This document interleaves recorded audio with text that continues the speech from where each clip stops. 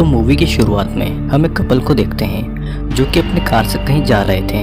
इनका नाम था जेना और जेमी। इन दोनों की एंगेजमेंट हो चुकी थी और ये एक दूसरे से बहुत ही ज़्यादा खुश थे। लेकिन अचानक इनकी कार का एक्सीडेंट हो जाता है जिसमें कि जेमी की मौत हो जाती है और कार में बस जेना ही जिंदा बची थी। और ये सीन यहीं पर कट हो जाता है। और फिर अगले सीन में हम ये देखते हैं कि जेना को उसके फ्रेंड रेनी कहीं पर ले जा रही थी, क्योंकि जेना अक्सर उदास रहती थी और वो कहीं पर भी आती जाती नहीं थी। रेनी जेना को अपने बॉयफ्रेंड माइकल और उसके फ्रेंड इयान से मिलवाती है और ये सभी इयान के अंकल के लेक साइड केबिन हाउस में वेकेशन बनाने के लिए जाने वाले थे। और फिर ये चारों जल्दी ही बोट से इयान के अंकल वेड के केबिन हाउस पर पहुंच जाते हैं, जहां पर वेड सभी का अल्कोहल से वेलकम करता है। लेकिन जेना अल्कोहल नहीं लेती और फिर सभी अपने बैकपैक खाली करते हैं। फिर हम ये देखते हैं कि जेना कुछ टेबलेट्स ले रही थी जो कि डिप्रेशन की टेबलेट्स थी। मतलब कि जेमी की मौत के बाद से जेना अक्सर डिप्रेशन में रहा करती थी। ये सभी वेड के केबिन हाउस में रुके थे जो कि इयान के अंकल वेड ने बनाया था। और फिर सभी डिनर करते हैं। इयान जेना को अंदर ही अंदर पसंद करता था, लेकिन जेना की कंडीशन ठीक नहीं थी और वो अभी भी जेमी के सदमे से नहीं निकली थी। डिनर खत्म करने के बाद में जेना वेड के डॉगी बाऊ के साथ में बाहर खेलने जाती है, जहाँ पर वो ये देखती है कि रेनी का बॉयफ्रेंड माइकल यहाँ पर ड्रग्स ले रहा है, लेकिन वो इसे इग्नोर कर देती है। जिसके बाद में वेड वहाँ पर आकर सभी को ये बताता है कि पास ही में एक पार्टी होने वाली है, जिसके इनविटेशन कार्ड उसने अरेंज कर दिए हैं और इनविटेशन के बिना वहाँ पर किसी को भी नहीं आने दिया जाएगा, क्योंकि ये एक प्राइवेट पार्टी है। वेड भी उस पार्टी में मौजूद रहेगा, लेकिन उसे वहाँ पर फायरवर्क जलाने का काम मिला था, इसलिए वो पार्टी के अंदर नहीं आ पाएगा। सभी यहाँ पर वेकेशन मनाने और एंजॉय करने के लिए आए थे, लेकिन जेना को यहाँ पर मज़ा नहीं आ रहा था। वो पार्टी में भी नहीं जाना चाहती थी। जिसके बाद में वेड पार्टी के लिए निकल चुका था और यहाँ पर सभी पार्टी में जाने से पहले ये डिसाइड करते हैं कि क्यों ना वेड के द्वारा बनाए हुए सोना बाथ यानी कि स्टीम बाथ को एंजॉय किया जाए। चारों लोग स्टीम बाथ लेने के लिए एक रूम में गए थे जिसे वेड ने बनाया था पूरा लकड़ी से। स्टीम रूम के अंदर गर्मी के लिए पत्थर रखे हुए थे जो कि बाहर से आ रही गैस से गर्म होते थे और यहीं से पूरी स्टीम आती थी। जेना अपने कमरे में थी और वो अभी भी अपने फियांसे को याद कर रही थी, जिसके बाद में वो चेंज करके स्टीम लेने के लिए आ चुकी थी। लेकिन उसे सबके सामने ऐसे आने में अनकंफर्टेबल फील हो रहा था। जेना को स्टीम लेने आने में डर भी लग रहा था और वो अपने साथ कुछ पानी की बोतल लाई थी ताकि उसे यहाँ पर पानी की कमी महसूस न हो। अब चारों स्टीम रूम में थे और ये रूम धीरे धीरे गर्म हो रहा था। जिसके बाद में इयान यहाँ की स्टीम को बढ़ा देता है और गर्मी इतनी ज़्यादा बढ़ जाती है कि उन सभी की बॉडी इतनी ज़्यादा गर्मी को सहन नहीं कर पा रही थी, जिसे ठंडा करने के लिए ये सभी लोग पास की एक लेक में डुबकी लगाकर आते हैं और अपनी बॉडी को ठंडा करते हैं। लेक से निकलने के बाद में सभी वापस रूम में जाते हैं, लेकिन माइकल अंदर जाने से पहले बहुत ज़्यादा मात्रा में अल्कोहल ले लेता है और इतनी ज़्यादा अल्कोहल पी लेता है कि उससे ठीक से चलते भी नहीं बन रही थी। फिर हमें देखते हैं कि सभी लोग स्टीम बाथ को एंजॉय कर रहे थे। वो बार बार स्टीम रूम से निकलकर लेक में जाते थे और लेक से वापस अपनी बॉडी का टेम्परेचर कंट्रोल करने के लिए वापस से स्टीम रूम में आते थे और फिर ऐसा कई बार होता है। फिर जब सभी वापस आ चुके थे तो माइकल अपनी गर्लफ्रेंड रेनी से कहता है कि मौका बिल्कुल सही है, जेना और इयान को यहीं पर रहने दे और वो उसके साथ में ऊपर जाकर मौज मस्ती करे। लेकिन रेनी माइकल के साथ नहीं जाती क्योंकि माइकल ने बहुत ज़्यादा मात्रा में शराब पी रखी थी, जिससे कि माइकल का ईगो हर्ट हो जाता है और रेनी गुस्से में वापस आकर माइकल को बुरा भला कहती है, क्योंकि माइकल हर बार सबका मजाक खराब करता है। जिसके बाद में सडनली जोर की आवाज आती है। इयान चेक करने के लिए बाहर जाता है, लेकिन उस रूम का दरवाजा अब नहीं खुलता।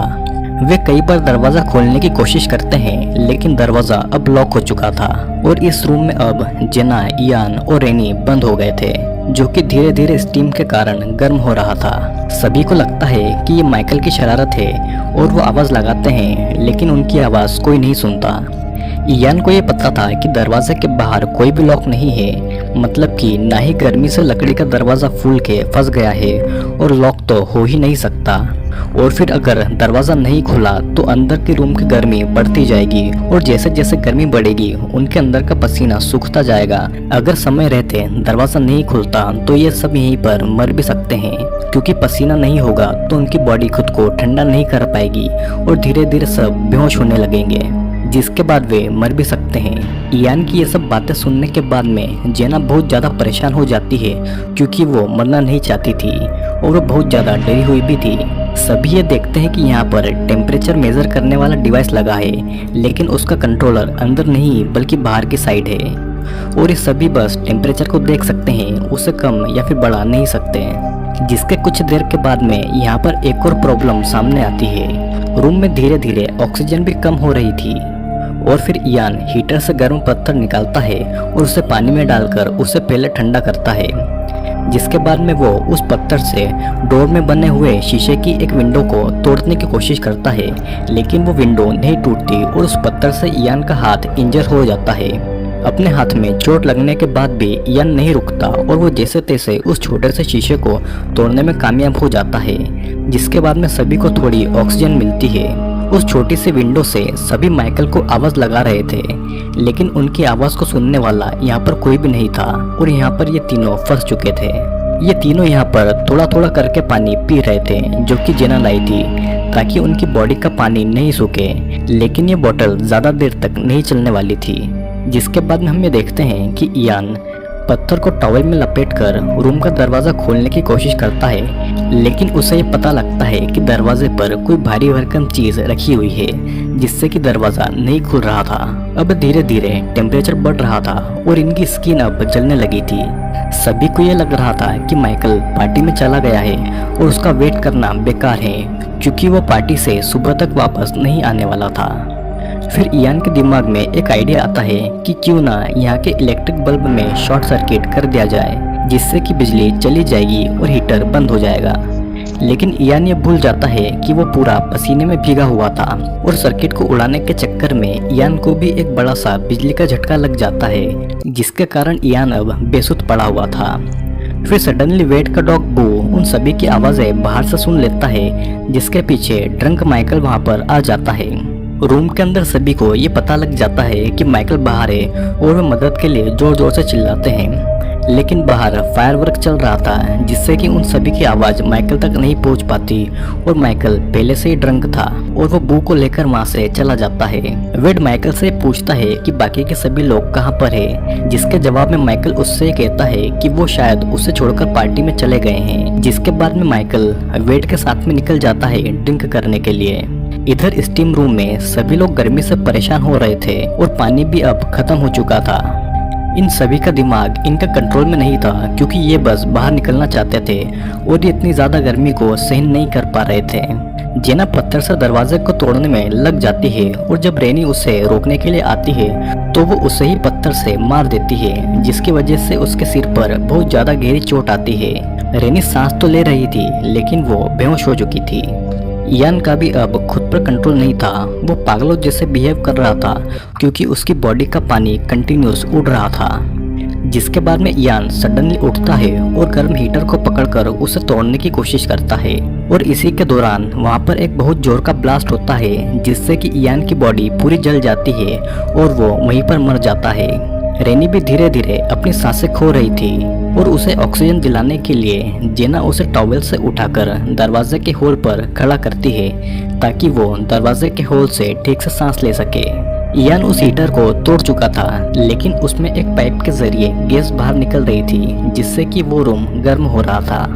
जेना उस हीटर से गर्म पत्थर को अपने हाथों से निकाल देती है, जिससे कि उसके हाथ जल जाते हैं और फिर वो तुरंत उस पाइप को ब्लॉक कर देती है ताकि रूम और गर्म ना हो। जिसके बाद में जेना रेनी के साथ में जैसे तैसे ऑक्सीजन लेने की कोशिश करती है और फिर यहीं पर खुलता है एक ऐसा राज जिससे कि इनकी ये हालत हुई थी। माइकल और रेनी के बीच जब झगड़ा हो रहा था तो माइकल बहुत ज्यादा ड्रंक था। माइकल स्टीम रूम से जाते वक्त एक छोटी सी लेडर को ऐसे ही पटक कर चला गया था और बस इसी लेडर ने रूम के दरवाजे को पूरी तरह से ब्लॉक कर दिया था और फिर अंदर फंसे हुए लोगों का गर्मी से बहुत ज़्यादा बुरा हाल हुआ। मूवी के लास्ट सीन में हम ये देखते हैं कि रेनी और जेना दोनों बच गए हैं, लेकिन इयान नहीं बच पाता। एम्बुलेंस इन सभी लोगों को हॉस्पिटल ले जा रही थी और माइकल बस अपनी लापरवाही पर आंसू बहा रहा था। दोस्तों, मूवी में हुआ ये कि माइकल जब ड्रंक था तो वो अपने सभी फ्रेंड्स को अनजाने में सोना रूम में बंद कर चला गया, जिसका उसे खुद भी पता नहीं था। जब माइकल को होश आया तो उसे ये लगा कि सभी लोग उसे छोड़कर पार्टी के लिए निकल गए होंगे और उसने उस रूम को एक बार चेक करने की भी कोशिश नहीं की। रेनी और जेना तो जैसे तैसे बच जाती है, लेकिन इयान नहीं बच पाता। तो दोस्तों, कैसी लगी आपको इस मूवी की स्टोरी कमेंट में ज़रूर बताइएगा, क्योंकि ये एक रियल इंसिडेंट पर बेस्ड है। वीडियो अगर पसंद आया हो तो लाइक करें और अगर चैनल पर नए हो तो सब्सक्राइब ज़रूर कर लीजिएगा।